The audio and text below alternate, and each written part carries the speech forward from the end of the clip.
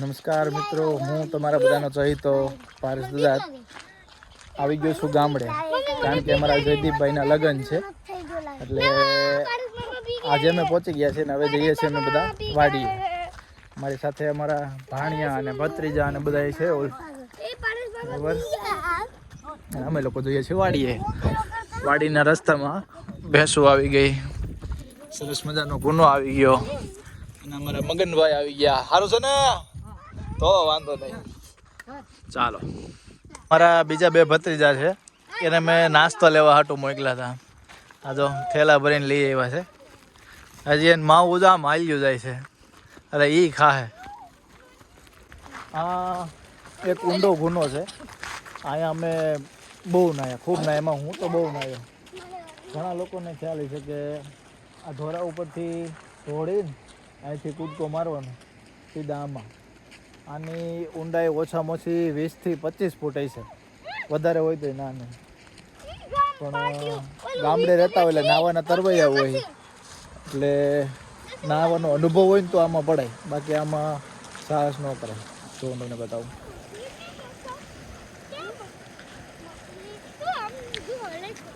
નાનપણની એક સરસ મજાની યાદી બતાવું. આ ભૂંગળા ઘણા લોકોએ ખાધેલા છે અને ઘણા લોકો અત્યારે હાલ ખાતા મળે છે. જે ગામડાના છોકરા છે ને એ બધાને મળતા છે. અમારે તો બાઘા બાપાની દુકાને આ મળે એટલે અમે તો જો કેટલા બધા લઈ આવ્યા, લઈને હવે ખાવું પીવું. હવે પડાવ પડે છે કેમ કે અમારે આ બધાને ટાબરિયાઓને લઈને નદી પાર કરવાની છે. પેલા લોકો તો જો ઉતરવા માંડ્યા. ધીમે હો, તમે જાઓ નહીં, ક્યાં લેવા આવા છે એ આવી જાય. અય ઉતરોમાં આગળ હું ઉતારું છું. હું આગળ ઊંચા કરી દો. ખમો કર દો ને. એક પછી એક ને ખંભે લઈને ઓલી કાંઠે લઈ જવાનું. ચાલો, ગ્રીવાને તો સોરી ધાત્રીને તો લઈને વૈયા ગયા. ધીમે ધીમે હો, તારે ક્યાંય ને જવું, હું વહી જવી આગળ તને તેડી લઈ. ખમ ચાલ ભવ્ય, હવે આપણે બે વ્યાજી ભવ્ય હવે પેરાસ મોજા એટલે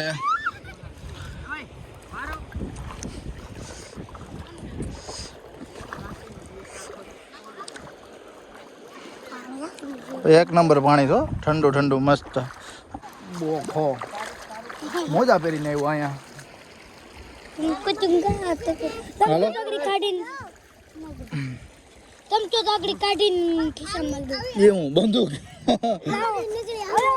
સરસ સરસ, હાલો એમાં રમકડા નીકળ્યા. હા આઈશે, હાલો આગળ તને બીજું દે. અમે નદી પાર કરી લીધી. હાલો ઊભા થાવ, હાલો. એ કેમિકલ ન હોય, એમાં તેલ હોય ને એટલે એવું નીકળે.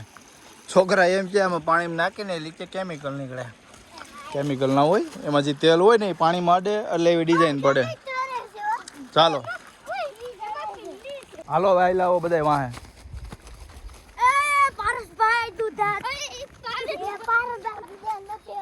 કાકા થાવ, ભાઈ વાળી ના આવ. ખેતર વિસ્તારમાં અમારે ઘાટ જંગલ આવે. એમાંય ચોમાસાનો વરસાદ થઈ જાય એટલે ફરતી બાજુ કોઈ વસ્તુ ના દેખાય, કેમ કે વૃક્ષ જ એટલા ઘટાટોપ થઈ ગયા હોય. આમ ઘાટ જંગલ બની જાય, હરિયાળી હરિયાળી થઈ જાય. આવા કેળા હોય અને એ કેળામાં કંઈક હાવ જ ભેટા થઈ જાય.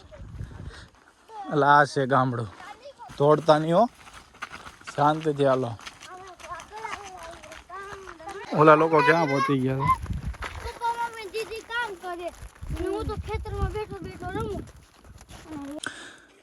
એક પશુમાં કૂતરા આવે અને એક આ વનસ્પતિમાં કૂતરા આવે. જો આ રીતે કપડામાં ચોંટી જાય. ડાભોળિયા પણ કહેવાય અને પણ કૂતરા પણ કહે લોકો. રસ્તામાં અમને રાજુભાઈ શોધી મળ્યા. એણે કીધું કે તુવેરમાં ને એમાં સાંજે દીપડો ગયેલો છે, એટલે થોડુંક સાવચેતી રાખીને તમે હાલજો ચાલજો. કેમ કે અત્યારે પીચ ચાલુ હોય એટલે ધોરિયાની અંદર હાઈલો હોય, પાણી પીવા આવ્યો હોય ને એટલે એને હગડ પડી ગયા હોય. એ હગડના આધારે ક્યાંક આ દિશામાં આ પોર જનાવર ગયું છે. જો એ હગડ હોય ને તો તમને હગડે બતાવું. ચાલો, જો અહીંયા નોર્મલ ભીનું છે એમાં તમને થોડાક દેખાય. આપણે આગળ પણ જોશું. આ ફરતી બાજુ પિયત કરેલું જ છે એટલે ક્યાંક ને ક્યાંક તો હશે જ. આ અમારો ફરજો આવી ગયો. આ છે મારી ગાડી. ઢોરની ગમાણું, હવે ઢોર નીકળી ગયા, બધી ગમાણું ખાલી થઈ ગઈ. આ ઊભી છે તુવેર. હવે આવી ઘટાટોપ તુવેર હોય આમાં જનાવર આપણે દેખાય નહીં. જો તમને દેખાય ને તો જો અહીંયા હગડ છે ને બતાવું. જો આ પણ જો, આ પણ જો, આ રીતે આમ આગળની સાઈડે ગયેલો છે. જો અહીંયા છે, અહીંયા છે. એટલે પછી એને અનુકૂળ આવે તો અહીંથી હાલે, ખાલી રસ્તો હોય તો એ સીધો હાલ્યો જાય. એટલે અત્યારે આ તુવેરનો પાક ઊભો હોય ને તો આ વસ્તુનું ખૂબ ધ્યાન રાખવું પડે. એટલી ઘટાટોપ આમ જુઓ તમે, આમ નજર જાય ને ત્યાં સુધી જંગલ જેવું જ હોય, કેમ કે તુવેરનો ગ્રોથ એટલો બધો હોય. સમજ્યા? શેવડી ને લીંબુડીના ઝાડ, કેવી તાજી તેલ જેવી પાણીની કુંડીઓ ભરી જો. એટલે અહીંયા જનાવર પાણી પી જાય. સમજ્યા? આ છે ખેતર.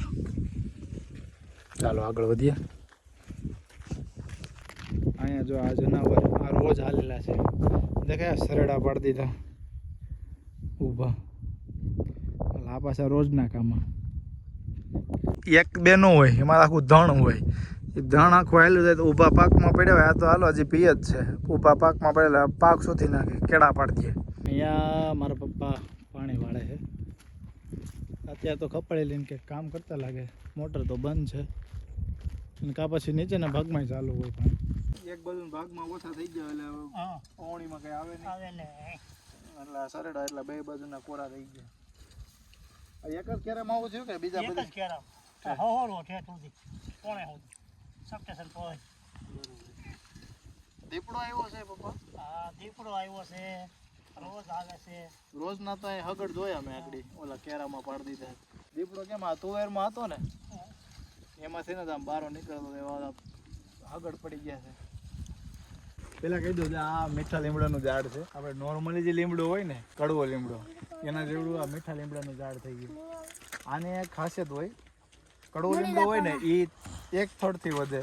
મીઠો લીમડો હોય ને એની સાઈડમાં તમે જોવો ને આમ વ્યવસ્થા, આની સાઈડમાં બહુ ફૂટે છોડવા. ફરતી બાજુ એટલા છોડ ફૂટે અને પાછા મજબૂતી એટલા હોય. તમને એમ થાય કે હું આમ કહીને હાથમાં આમ ખેંચી લઉં તો એ નીકળવા પાત્ર ન હોય. એટલે આવી મજબૂત રીતે આ મૂળ એટલા મજબૂત હોય. સુગંધો આવવા માંડી. આવી ગઈ રસિક બાબુજીની વાડી. આમ કે ને જયદીપભાઈની વાડી, કે જેના લગ્નમાં અમે ઢેબર આવ્યા છીએ. તો આ એમની વાડી છે. આંબો છે, લીંબોડી છે, સીતાફળી છે. હા, ચીકુ ચીકુ બતાવો. ભવ્ય કે ચીકુડી છે. અમારે છે ને આ ખેતરે બધાને બહુ મોટી મોટી જામફળી હતી, પણ 2022-23માં જે ઓલો બહુ પવન ફૂંકાણો ને એના હિસાબે અમારે જામફળી મોસ્ટ ઓફ જામફળી બધાની પડી ગઈ. પાછળ ખેતરમાં રાવણો હતો, રાવણો પડી ગયો. તો આવું અમારે નહીં, અનેક લોકોને આવું નુકસાન થઈ જાય વાવાઝોડાને લીધે. એટલે આવી વસ્તુ છે.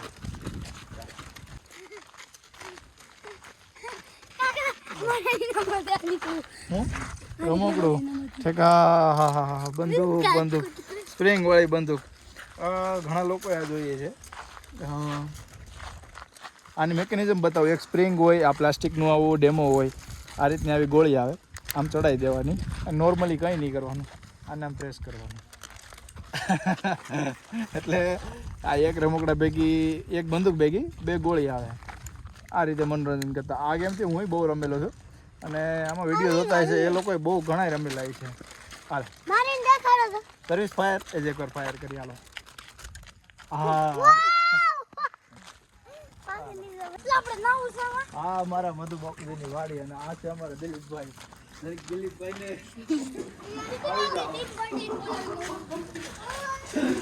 દિલીપભાઈ ખાતર નાખે છે. દિલીપભાઈ તો કઈ આ કેવું ખાતર છે ભાઈ? 20-20-0-13.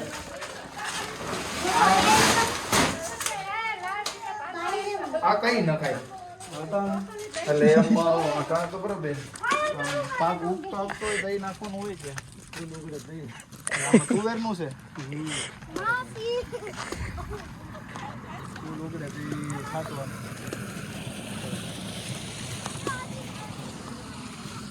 પેલા છાંટી દેવાનું, પછી ત્યારે પાણી હાલતું કરી દેવાનું.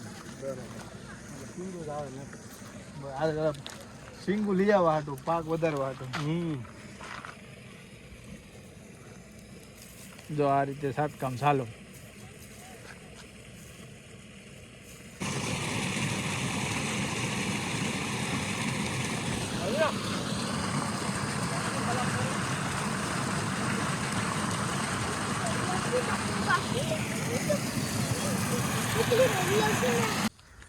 હવે આ છે ને અમે ડુંગળી વાવેલી છે ખેતરમાં, અને આ ડુંગળી કરતાં તો આમાં ખડ વધારે દેખાય છે. જો આ કેટલું દૂધલીના થયું નાઈટનું ખડ થઈ ગયું છે. આજકાલ છે ને ડુંગળીના પાકમાં થોડીક નુકસાની થઈ છે કે ને, કે જેવી ગાંઠ બંધાવી જોઈએ ને એવી ગાંઠ બંધાણી નથી.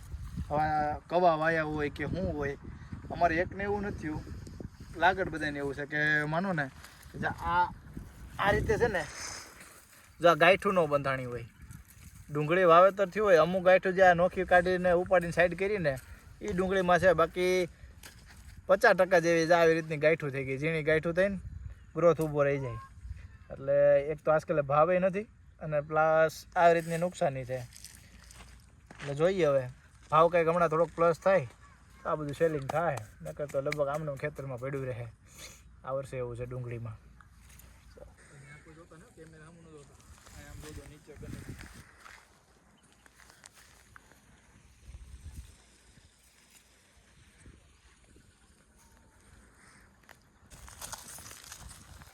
આ છે માતાજીનું મંદિર. આની પોઝિશન આ રીતની શું કામ છે એ હું તમને જાણ કરી દઉં.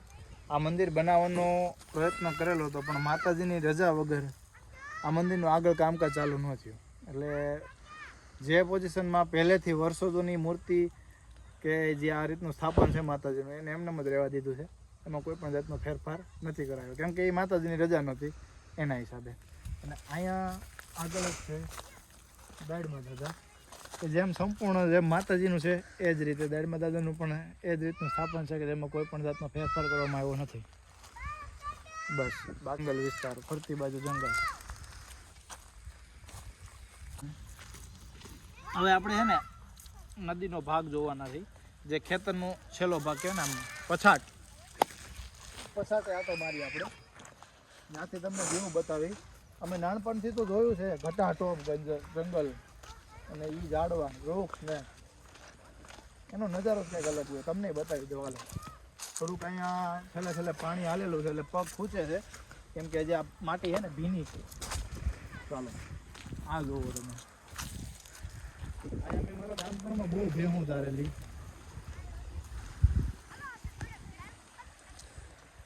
અહીંયા રમવાનું, અહીંયા ભેહું ધરાવવાની.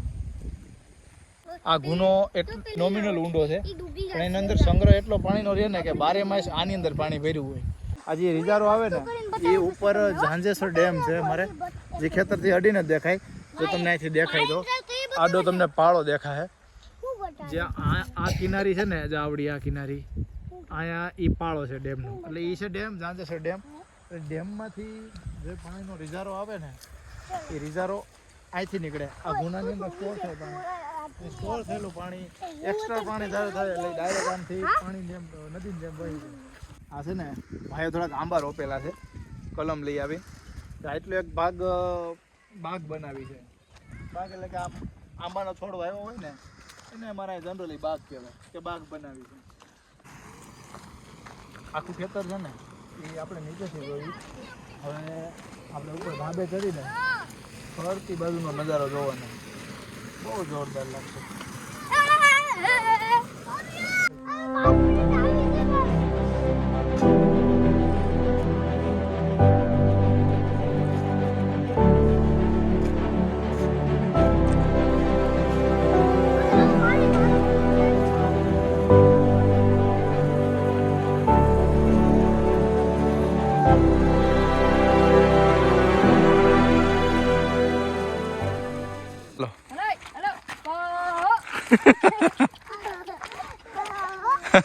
ક્યાં લઈ જાવ તને? નદીએ.